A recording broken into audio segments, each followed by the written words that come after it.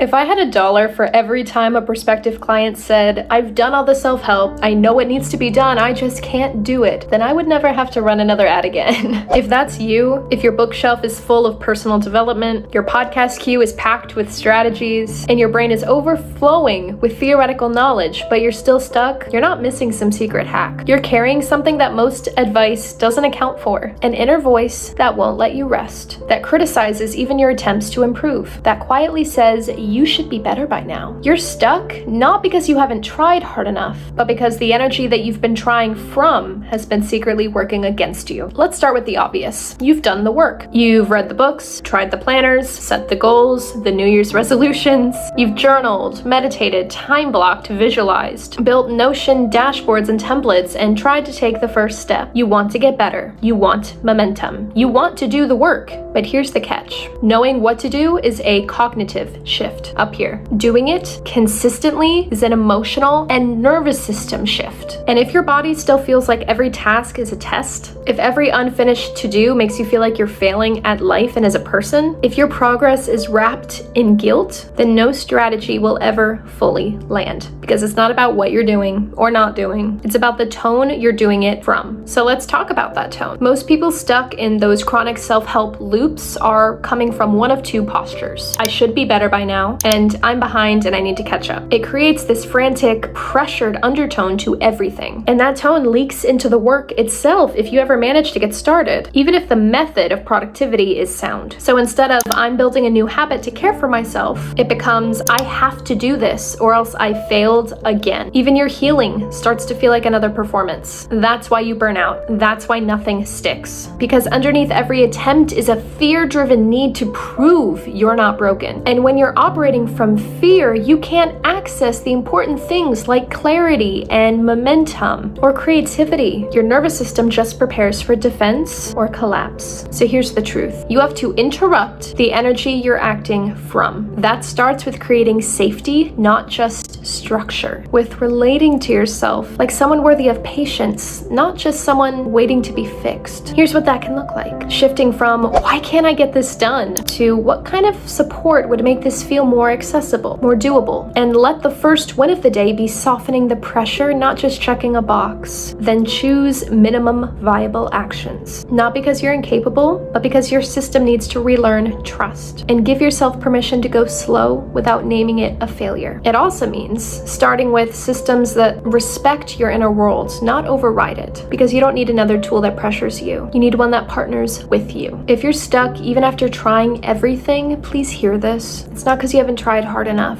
It's because effort alone doesn't heal pressure. It may relieve it in the moment, but it just leads to a burnout and a crash later on. You need a new approach, one that meets you with compassion, not criticism, one that helps you rebuild your capacity, not just demand more from it. That's the work I do inside my program. And if you're ready to get support that finally feels like support, then I'd love to talk with you. You can book a free discovery call at the link below. There's no pressure, just a grounded, real conversation where we explore where you're coming from, where you want to go, and if my program is the support you need. You've carried this long enough. Let me help you. And as always, stay in this corner of the internet as long as you need.